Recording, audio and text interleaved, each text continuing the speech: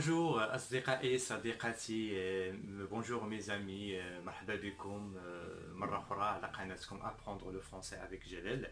Bienvenue à vous sur votre chaîne Apprendre le français avec Jalel. J'espère qu'on a pu faire un début qui est satisfaisant pour vous, qui est convaincant. Donc on va continuer ensemble sur l'étude de la boîte à merveilles. غادي نتابعوا جميعا على la boîte à merveilles, l'étude de roman, la boîte à merveilles d'Ahmed Safraoui. Donc on est arrivé sur le chapitre 2. Donc on va continuer sur la même structure et de la même manière le même plan d'étude. Donc on va voir d'abord les lieux là où se déroulent les événements, les faits du deuxième chapitre. Et on va voir ensuite les personnages. Donc pour les lieux, on a le Msid ou bien l'école coranique d'Archouafa, la maison de la voyante, et le sanctuaire Sidi Ali Bouraleb, ou bien le Dareh, tout simplement à la marocaine, Dareh. On va voir les personnages sur ce chapitre. On va voir Sidi Mohamed, bien évidemment, c'est le personnage axial. Ses parents, la Zoubida et Malim Asnan, et le frère d'Umsid, le maître à l'école coranique, le frère. Lalla Aïcha, d'accord, c'est l'ami intime de Lalla Zoubida. Lalla Aïcha, c'est une ancienne voisine de Lalla Zoubida, et du coup, il est devenu son ami intime. D'accord. Et on va voir bien évidemment par la suite les idées principales. Donc j'espère que ma structure, mon plan d'étude vous sera bien évidemment bénéfique, mes amis. Donc on va commencer sur la première idée, c'est le mardi. Donc sur le chapitre premier, on est arrêté sur le lundi. Aujourd'hui, on va commencer du mardi. Donc le mardi, c'est une journée qui est marquante, c'est un jour qui est spécial pour le petit Sidi Mohamed. Donc le mardi, il est le jour de la récitation du Coran Omsid. Donc le frère a eu l'habitude d'organiser chaque mardi la récitation du Coran. Ce sont les parties qui ont été apprises par les petits enfants. Donc il y a une autre idée, c'est la deuxième, c'est la veille de ce jour. Donc il y a les cauchemars de l'enfant Sidi Mohamed. Donc la veille, c'est-à-dire la soirée du lundi, la veille de mardi, Sidi Mohamed a toujours eu des cauchemars, des idées qui sont néfastes, qui sont très très mauvaises à propos de la journée suivante. Donc bien évidemment, c'est vu le devoir qu'il va faire, vu ce qu'il attend devant le frère et devant les élèves. Donc la récitation n'a jamais été très très facile. Donc la récitation du Coran, c'est pas toujours facile. La troisième idée, c'est la néfaste matinée en cible. Donc là, on est en train de vivre la matinée du mardi homicide.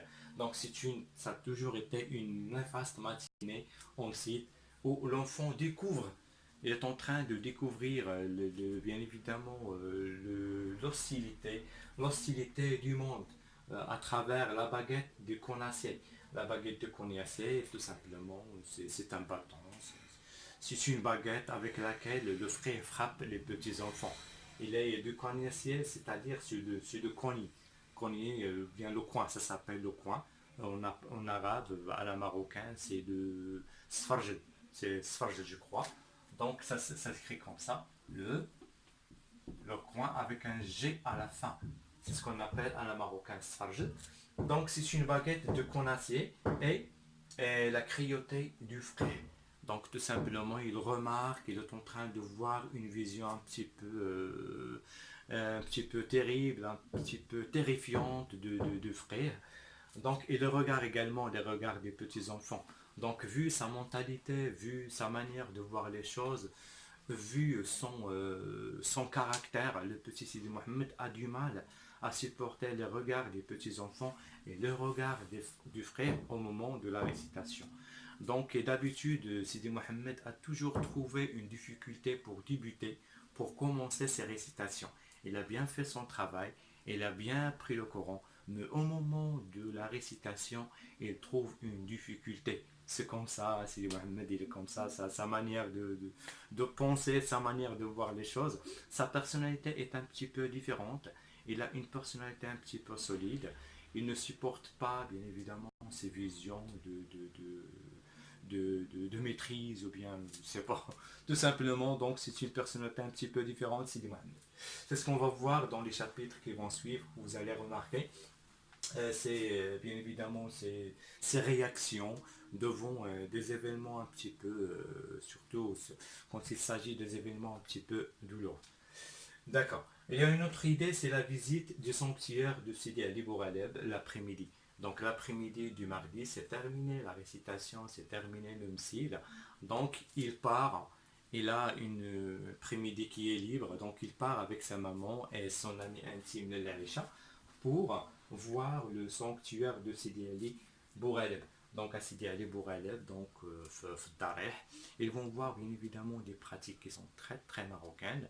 Va voir des remarques, il va voir des pratiques un petit peu différentes de son monde, comment les gens se communiquent entre eux, comment les gens se présentent à l'intérieur de sanctuaire, qu'est-ce qu'ils font les gens, de la manière qu'ils pensent, la manière qu'ils pratiquent, bien évidemment, cette visite. Donc c'est un monde un petit peu différent. C'est l'après-midi un petit peu spécial pour l'enfant Sidi Mohamed. Donc, et en allant sur le chemin, en allant au sanctuaire, ils vont passer par des ruelles, à travers la ville. Ils vont avoir des remarques sur le mouvement des personnes, pour le mouvement du souk, le climat général du souk et des ruelles de Fès.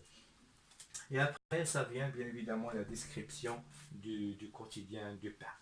C'est la soirée, la maman et son petit enfant Sidi Mohamed sont de retour à la maison. Donc, et le retour du père, Ma'alem Aslam, de sa boutique, de son commerce. Donc, il se retrouve à la maison, c'est la soirée, il se repose.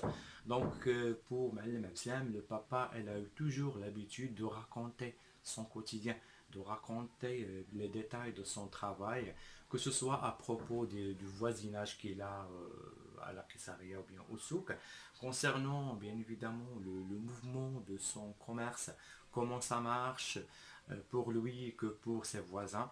Donc voilà, le petit Sidi Mohamed, il est là, il est en train d'écouter les récits de son papa, l'histoire de son papa, comment il raconte, comment bien évidemment il fait ses interprétations des mouvements des gens, du mouvement du souk. Il est là, Sidi Mohamed, il est en train de nous raconter à travers sa manière, à sa manière, comment et bien évidemment comment il reçoit ces informations, comment il reçoit ces récits de son papa. N'oublions jamais que son papa a une manière de parler. Malem Abslam a toujours eu l'habitude de parler avec son enfant d'un monde au-delà de la mort, au-delà de la vie. C'est-à-dire, il parle toujours de la mort, il parle toujours du Dieu, il parle toujours des croyances musulmanes. Donc voilà, on est arrivé à la dernière idée du chapitre 2 de la boîte à merveilles. J'espère mes amis qu'on a pu faire un tour un petit peu léger et clair sur les idées principales, sur les lieux et sur les personnages de ce chapitre. Donc أصدقائي صديقاتي نتمنى نكونوا درنا واحد النظره شموليه على لو شابيتر 2 من لا بواط ميرفي اللي شفنا من خلاله لي ليو الاماكن ديال القصه لي بيرسوناج ولا الشخصيات وكذلك الافكار الاساسيه ديال الشابيتر 2.